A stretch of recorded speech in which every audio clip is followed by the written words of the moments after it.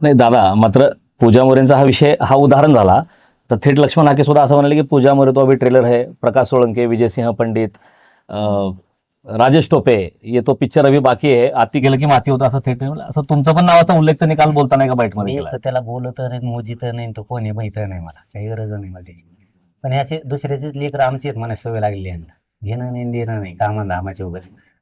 आता विजय शिव पंडित आणि पुढं प्रकाश सोळंके, काही बी राजेश त्यांनी टोपे. पाठिंबे दिलेत कोणाला, परडे कोण, निवडून कोणाला, हे पण बघायला पाहिजे. हे महाराष्ट्राला माहित नसेल त्यांनी तिथं पाठिंबा दिलेला आहे एका उमेदवाराला. तुम्ही शोध घ्या त्याचा पुन्हा. कुठल्या?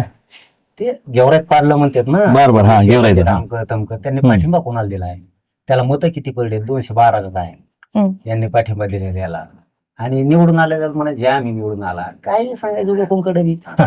यांनी ते राजेश टोपेला पाडायचं, इकडं राजेश टोपेचं पाडायचं काय, त्याला पाठिंबा तुम्ही कोणाला दिलाय?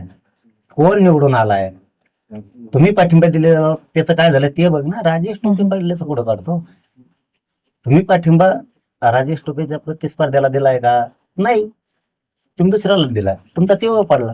तुम्ही जिथं जिथं पाठिंबा दिले तिथं तिथं अपमान होईल असंच मतदान पडलंय. मला ते एक तर त्यांच्यावर विचारत जाऊ नका बरं. मला खरं सांगतो, मला यांचं हे जातीय तेढ पसरायला लागलेत राजकारणासाठी. ओबीसीच्या लेकराचं कल्याण व्हावं हे यांच्या डोक्यात नाही, मराठ्यांच्या लेकराचं कल्याण व्हावं हे यांच्या डोक्यात नाही. येऊन जाऊन त्या राजकारणापाशी आणायचं आणि राजकारणासाठी आरक्षण मागायचं, ही यांची पद्धत. ते ओबीसीचे लेकर शिकून मोठे कसे होतील, त्या आरक्षणाचा फायदा 376 जातीला कसा होईल हे बघत नाही. त्यांना किती एवढंच बघतील.